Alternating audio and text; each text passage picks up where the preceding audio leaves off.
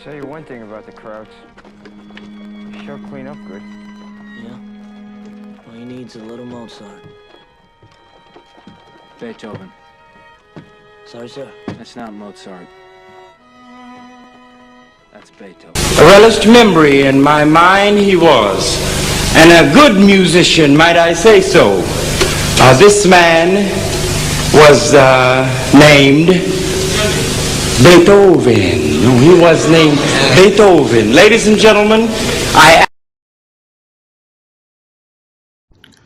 Ludwig van Beethoven, atau lebih familiar di telinga kita, Beethoven, adalah seorang komponis musik klasik yang lahir di kota Bonn, Jerman pada tanggal 17 Desember 1770. Salah satu karyanya yang terkenal adalah Für Elise, yaitu sebuah musik piano solo yang ditulis pada sekitar tahun 1810. Tidak kalah dengan Wolfgang Amadeus Mozart yang sejak awal debut karirnya sudah dapat dijuluki si anak ajaib oleh para penikmat musik di Eropa pada masa itu.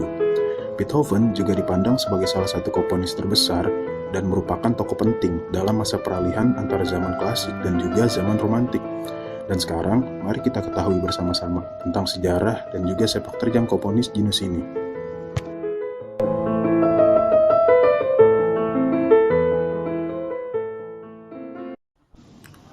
Yang pertama, kita akan membahas bakat musik Beethoven. Ada sebuah pepatah yang mengatakan bahwa buah jatuh tak akan jauh dari pohonnya.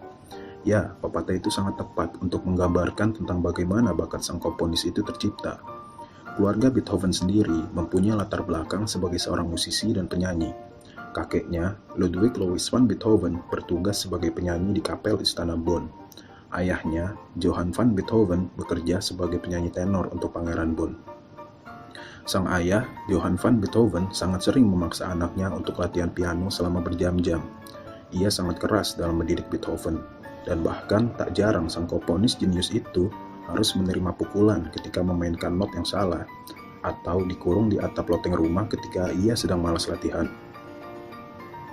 Memang terdengar agak berlebihan kan?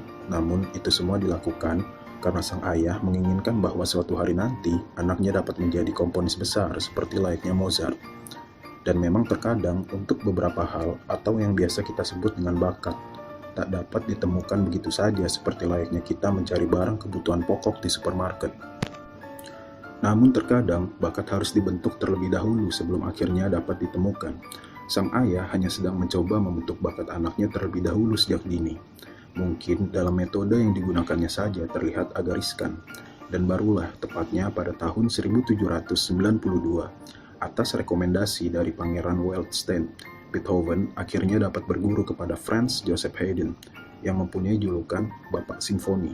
Saat itu, Joseph Haydn sedang berada di Wina, Austria, dan Beethoven pergi ke sana untuk bertemu dengannya. Dan di Wina inilah Beethoven banyak memulai debut-debut besarnya. Yang kedua, kita akan membahas tentang perjalanan karir Beethoven. Wina, pada masa ini, kota tersebut dikenal dengan ibu kotanya musik dunia. Saya pikir julukan tersebut tidak akan terlalu terdengar berlebihan, mengingat banyak sekali para komponis musik yang meniti karirnya di kota ini. Di antaranya adalah Mozart, Franz Liszt, dan Joseph Haydn. Beethoven sendiri pada awal karirnya di kota ini banyak berfokus kepada penciptaan komposisi-komposisi musik sonata. Dan dia tidak hanya populer sebagai pianis yang hebat, namun juga sebagai guru musik yang sangat dihormati. Dan murid-muridnya adalah kebanyakan berasal dari keluarga aristokrat atau keluarga bangsawan. Namun, di tengah kesuksesannya pada masa itu, Beethoven mulai menyadari bahwa daya pendengarannya mulai menurun akibat penyakit otosklerosis, yaitu sebuah penyakit yang menyerang indera pendengaran manusia, sehingga para pengidap penyakit ini akan mulai kehilangan pendengarannya secara bertahap. Sungguh sebuah kenyataan yang sangat pahit untuk diterima bagi seorang komponis seperti dirinya. Coba bayangkan jika Anda adalah seorang petinju dan di tengah perjalanan karir Anda harus kehilangan fungsi penglihatan.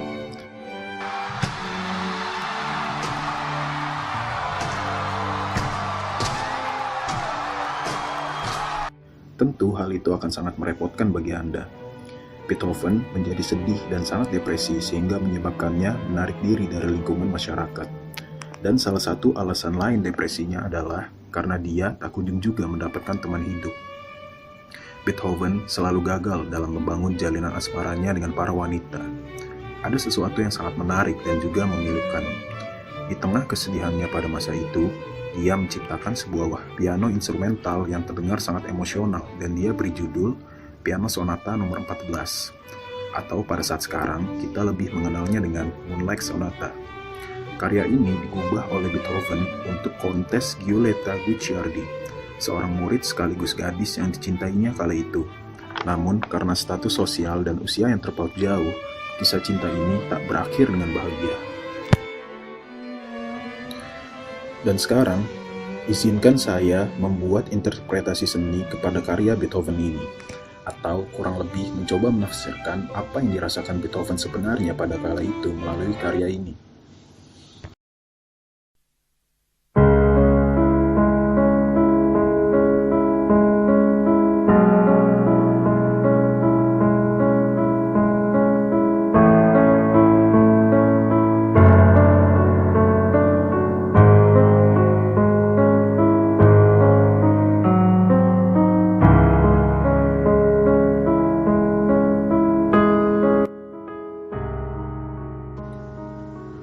Bagian pertama, Adagio sostenuto, berdurasi 6 menit. Melodi ini disebut sebagai Hector Berlioz atau dalam bahasa Indonesianya adalah ratapan. Ketika Anda mendengarnya, Anda akan dibuat termenung dan tersenyum dalam waktu yang bersamaan. Sebab melodi ini terdengar sangat indah dan tenang, namun memiliki suatu hal yang gelap di dalamnya. Anda akan tenggelam secara perlahan, secara tenang, secara sukarela. Namun semakin Anda tenggelam pada melodi ini, semakin Anda menyadari pula bahwa jiwa Anda sedang menangis pilu. Simfoni ini begitu cantik, namun sedikit gelap. Mungkin menggambarkan perasaan campur aduk si Beethoven yang bahagia namun sekaligus tak percaya bahwa ada wanita seperti seorang Giulietta yang bisa tertarik kepadanya. Beethoven yang hanya seorang musisi urakan, temperamental, tanpa status sosial, sedangkan sang wanita berasal dari keluarga bangsawan, muda, dan juga cantik.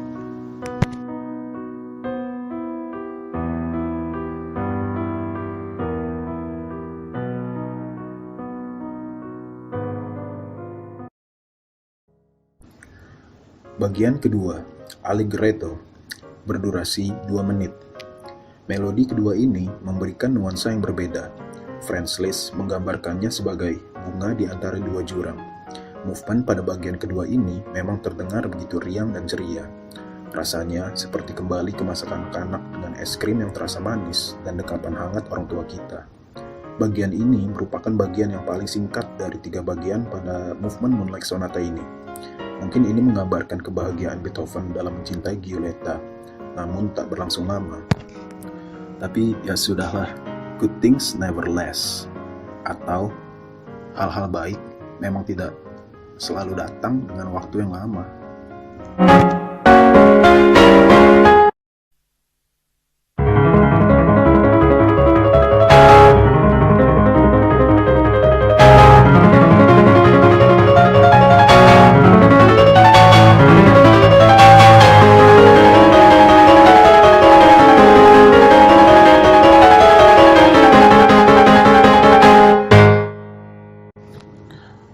Bagian ketiga, Presto Agitato, berdurasi 6 menit. Ini adalah sebuah bagian final dari Moonlight Sonata. Saya teringat dengan slogan para kebanyakan musisi di era tahun 1970-an. Let's rock and roll and make some noise. Tapi kenyataannya, bagian ini bermakna lebih dari sekedar slogan seperti itu. Ini mengacu kepada kemarahan yang mutlak, kontrol diri yang hilang, dan puncak sebuah rasa frustasi dalam diri. Melodi yang menghujam dengan cepat dan dimainkan dengan aksen yang kuat, sehingga diperlukan performa yang skillful dan ekspresi yang matang. Charles Rosken menuliskan dalam karyanya tentang movement ini. Ini benar-benar emosi yang tak terkendali. Sekarang, 200 tahun kemudian, ini adalah keganasan yang menakjubkan. Disinilah Beethoven menampilkan dirinya yang sebenarnya. Kerasnya personality yang dia miliki, emosi, amarah, ketidakadilan yang dia rasakan ketika melihat Giulietta memilih pergi meninggalkannya, kepulukan seorang musisi amatir namun kaya. Mungkin benar Beethoven mampu menjadi terkenal dan banyak karyanya dipuja-puja orang, tapi tidak dengan kepuasan batin. tekanan orang tua yang sejak kecil sudah dia rasakan, cacat tuli yang dia terima ketika karirnya mulai bersinar, keterasingan dari lingkungan sosial yang membuat hubungannya tidak berjalan dengan baik, bahkan dengan saudaranya dan juga orang-orang di sekelilingnya, membuatnya menjadi pribadi yang emosional dan sensitif. Seringkali Beethoven memberhentikan konser yang sedang berjalan hanya karena dia mendengar tamu undangan berbicara satu sama lain. Emosi yang menggebu-gebu dan tidak terkontrol ini juga yang pada akhirnya menjadikan orang-orang di sekitarnya memiliki anggapan bahwa dia sakit jiwa.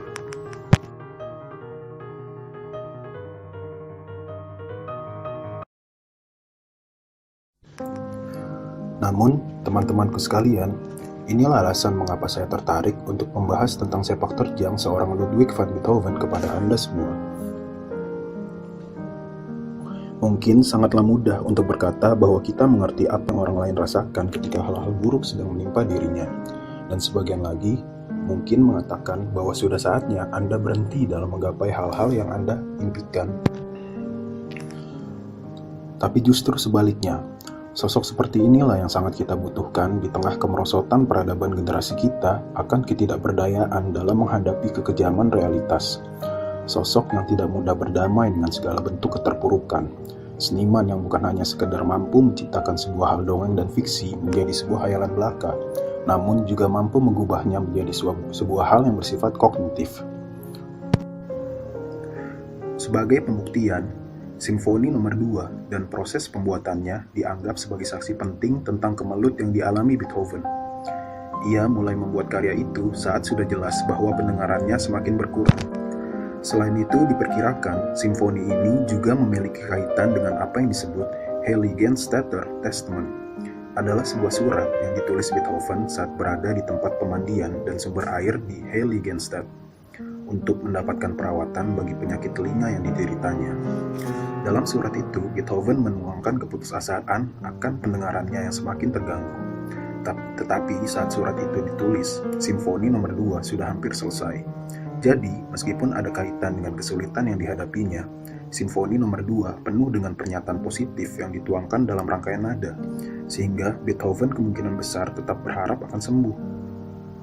Seperti tertulis dalam surat yang dia tujukan kepada teman sekolahnya pada saat pengerjaan komposisi itu. Aku akan menggapai takdir pada batang lehernya, dan nasib pasti tidak akan pernah berhasil menaklukkan diriku. Dan dia terus berkarya dan berkarya tanpa tahu kapan waktunya untuk berhenti, tanpa peduli segala keterbatasan yang dia miliki. Dan pada usia 40 tahunan, pendengarannya secara 100% benar-benar lumpuh. Hanya bermodalkan tentang ingatan chord-chord nada di kepalanya, dia tetap mampu menciptakan sebuah karya. Walaupun pada saat itu, karya-karya yang dia ciptakan agak sulit dipahami. Beethoven mengatakan bahwa karya-karya itu dibuat terutama untuk dirinya sendiri, dan juga untuk beberapa orang yang mempunyai sebuah idealis tentang masa depan. Dan dia bilang kepada seorang kritikus musik pada saat itu, "Ciptaanku ini bukanlah untukmu, tetapi untuk masa sesudahmu." Sifat optimisme untuk tetap berada pada jalan yang telah kita dapaki, itu adalah salah satu refleksi diri yang saya rasa harus kita tanamkan pada diri kita semua. Walaupun ada beberapa versi tentang kematian sang komponis ini, yang jelas adalah bahwa dia meninggal pada tanggal 26 Maret 1827 di kota Wina, Austria. Dan upacara pemakamannya dihadiri oleh 20.000 orang dari berbagai tempat yang bersimpatik akan dirinya. Namun, kenangan tentang dirinya akan tetap hidup walaupun dia telah tiada. Sebuah monumen di kota Bonn, Jerman, dibangun untuk menghormati dirinya. Adalah Franz Liszt, orang yang pertama kali menggagaskan pembangunan monumen tersebut. Dia bersimpati karena melihat kota Bonn, tempat kelahiran komponis idolanya itu, tidak memiliki monumen untuk mengenang Beethoven. Maka, sejak 1839, Franz Liszt berjanji untuk mengumpulkan dana demi dibangunnya monumen tersebut. Saya rasa sekian dulu pembahasan kita kali ini tentang Ludwig van Beethoven. Semoga Anda senang mengenal sosok yang telah saya paparkan tadi. Dan Anda juga dapat menambahkan tentang hal-hal lain yang Anda ketahui soal Ludwig van Beethoven pada kolom komentar. Akhir kata, saya ucapkan banyak-banyak terima kasih karena telah menonton video ini. Dan jangan lupa untuk menekan tombol subscribe-nya.